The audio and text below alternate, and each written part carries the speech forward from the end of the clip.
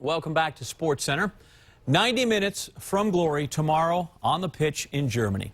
The United States and Japan meeting for the World Cup Championship. The two countries have faced each other 25 times previously, and Japan has not won a single match and managed to draw in just 3 of those.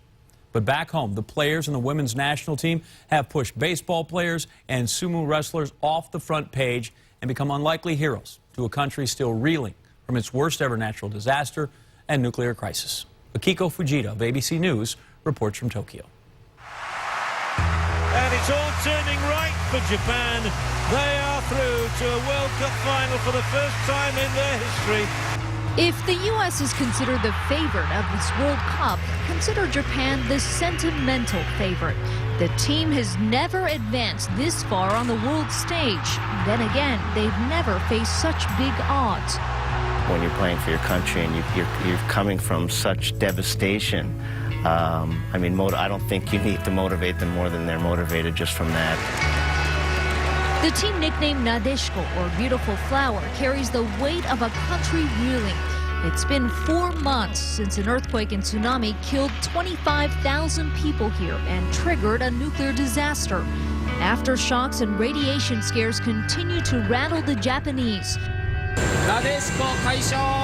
Team Japan's success has brought a welcome distraction. Local papers have published special editions celebrating the players. Stores place special orders on team jerseys to keep up with demand. They've finally given us reason to cheer again, this fan says. Along the ravaged coast of Natori, Misuzu Endo says team captain Homare Sawa's inspired her to play ball again. Endo's team disbanded after their coach died in the tsunami. Their practice field turned into an evacuation center. The disasters hit close to home for players too.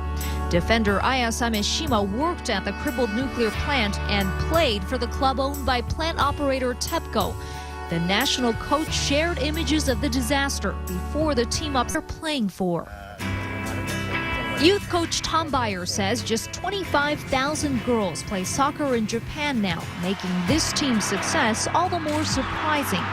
That could all change if Team Japan pulls off an upset. And the Japanese people really get behind this team, and I can just imagine that there's going to be kind of a little bit of a lull in the city in the morning, but some celebration when it comes around 12 o'clock or so. A well-deserved celebration after so much heartache. For ESPN, Akiko Fujita, ABC News, Tokyo.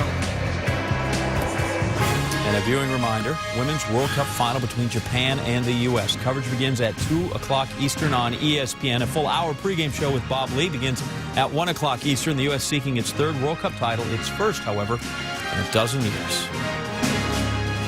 Nationwide Series racing in New Hampshire. Kyle Busch looking to become just the 3rd driver all time with 100 NASCAR wins. 29 laps to go under caution. Ricky Stenhouse Jr. leading Kyle Busch and others. But Busch is able to make the inside pass on Stenhouse. All right, check out what happens 4 laps to go out of a restart. Steve Wallace spinning out, and that causes a whole lot of mess. These guys are going to need a lot of whips because their current whips are damaged.